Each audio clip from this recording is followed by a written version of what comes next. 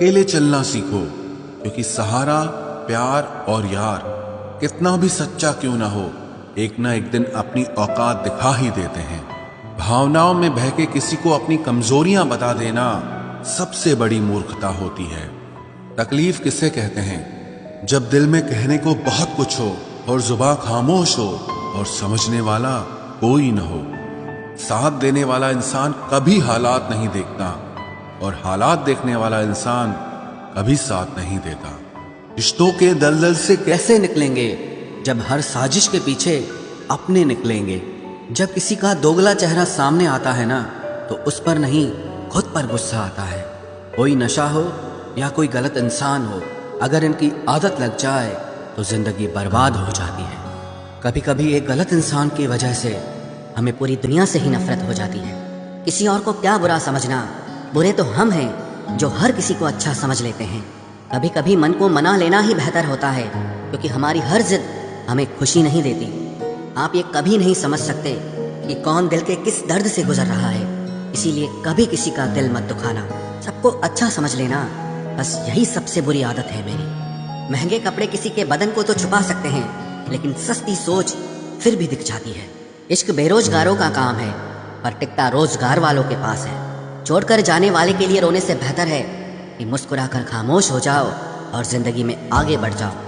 प्यार से बात करने का मतलब सिर्फ प्यार नहीं, बल्कि सम्मान करना भी होता है। रात गुजर गई मगर सवेरा नहीं था। हाँ, वो मेरा तो था, मगर सिर्फ मेरा नहीं था। अच्छा होगा अपनी नई जिंदगी शुरू कर दो। रोने से मोहब्बत लौटा नहीं करती। कोई किसी के लिए खास नहीं होता। लोग तभी याद करते हैं जब उनका टाइम पास नहीं होता। किसी इंसान की आदत होना सबसे खतरनाक आदत होती है। किसी को बेहद चाहने से मोहब्बत नहीं मिलती। आज की मोहब्बत को पाने के लिए बैंक बैलेंस होना बहुत जरूरी है। समझदार इंसान से कुछ मिनट की गई बातें हजारों किताबें पढ़ने से बेहतर होती है। रिश्ता तोड़ देने से मोहब्बत खत्म नहीं होती। दिल में वो भी रहते हैं जो दुनिया छोड़ देते हैं। मैंने फलों को देखकर इंसानों को पहचाना है, जो बहुत मीठे होते हैं, अंदर से सड़े रहते हैं।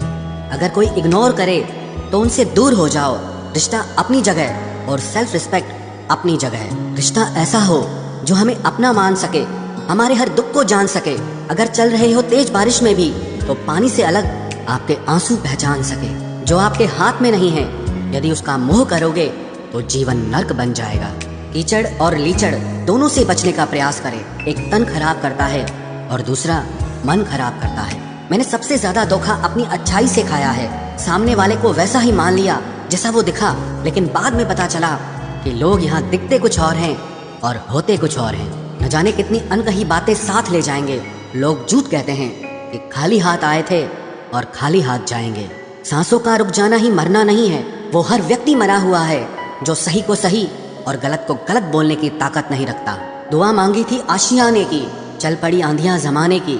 मेरे गम को कोई न समझ पाया, क्योंकि मेरी आदत थी मुस्कुराने की। इंसान ज्यादा काम करने से सफल नहीं होता, बल्कि सही तरीके से काम करने से सफल होता है। क्रोध में जो छोड़ जाए वो वापस लौट कर आ सकता है, लेकिन मुस्कुराकर छोड़ जाने वाला कभी वापस नहीं आता है। जब आपका वक्त खराब होता है तो लोग आपकी काबिलियत पर भी शक करने लगते हैं।